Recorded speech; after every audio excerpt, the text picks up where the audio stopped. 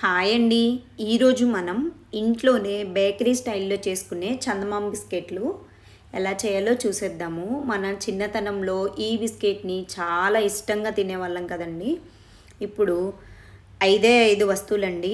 ముందుగా మైదా పిండి, ఈ గ్లాస్తో మైదా పిండి ఫుల్ గ్లాస్ తీసుకున్నాను.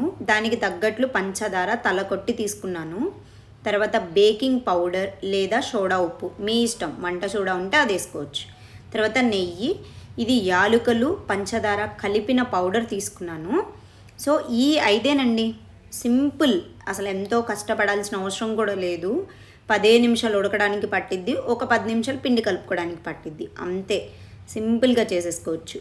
ఇప్పుడు ఒక గ్లాస్ మైదా పిండి అని చెప్పాను కదా, ఆ గ్లాస్ మైదా పిండిని తీసుకొని జల్లెడ పట్టుకొని ఇలా తీసుకున్నాను. ఇప్పుడు ఒక మిక్సీ జార్లో ఈ పంచదారని, తలకొట్టు తీసుకున్న పంచదారని మెత్తగా పౌడర్లా చేసుకుందాం. ఇలా పౌడర్లా చేసుకునే దాన్ని మళ్ళీ జల్లెడ పట్టుకొని ఎలాంటి తొలకలు లేకుండా జల్లెడ పట్టేసుకుందాము.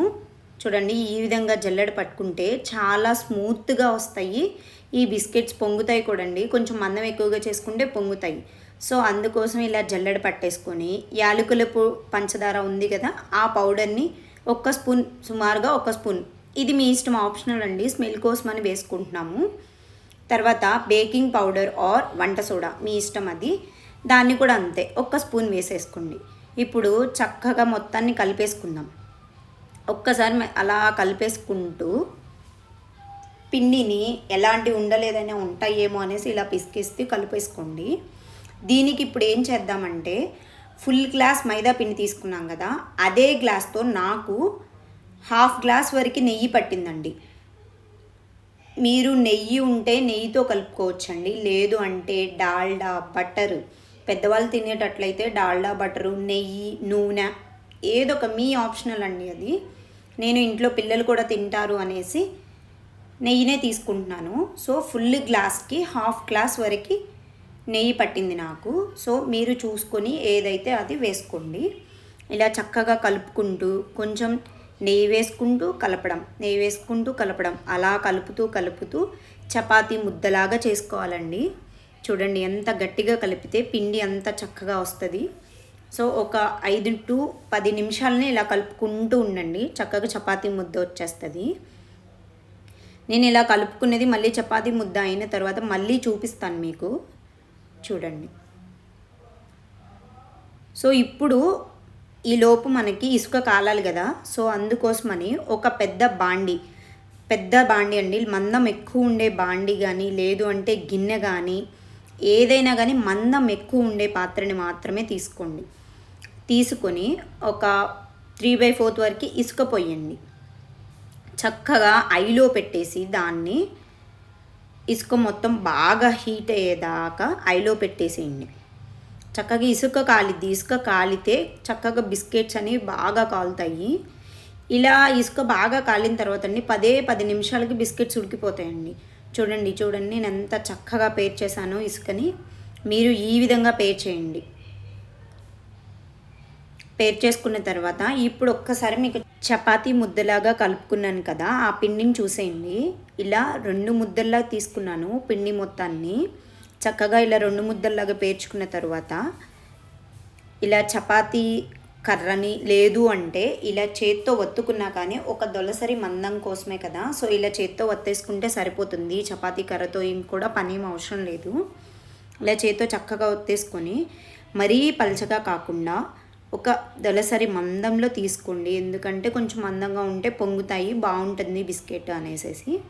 చూడండి, చక్కగా నెయ్యి వేసాం కదా, పిండి అయితే చాలా బాగుంది, టేస్ట్ కూడా. పిండిని తిని చూస్తే ఇలా చక్కగా పేర్చుకున్న తర్వాత ఒక టీ తాగే గ్లాస్ ఉంటుంది కదా, ఆ గ్లాస్తో ఒక సైడ్ నుండి చందమామ షేప్లో కట్ చేసుకుంటూ రండి. ఇలా కట్ చేసుకుంటూ వచ్చినప్పుడు మళ్ళీ మనకు ఇంకో ముద్దలా పేర్చుకోవడానికి ఎక్సెస్ పిండి వస్తుంది కదా, దాన్ని మళ్ళీ ముద్ద చేసేసుకొని మళ్ళీ ఇలా కట్ చేసుకుందాము. చూడండి, నేను వీడియోలో చూపిస్తున్న విధంగా ఇట్లా మనకి ఏ సైజు కావాలి అని అంటే, పెద్దవా చిన్నవా వాటితో సంబంధం ఏముండదండి, మనకి ఏ సైజు కావాలంటే ఆ సైజు తీసేసుకోవచ్చు. ఇలా చక్కగా చందమామ షేప్లో అన్నిటినీ కట్ చేసేసుకున్నాము. ఒక్కసారి చూడండి మీ వీడియోలో నేను చూపిస్తున్న విధంగా.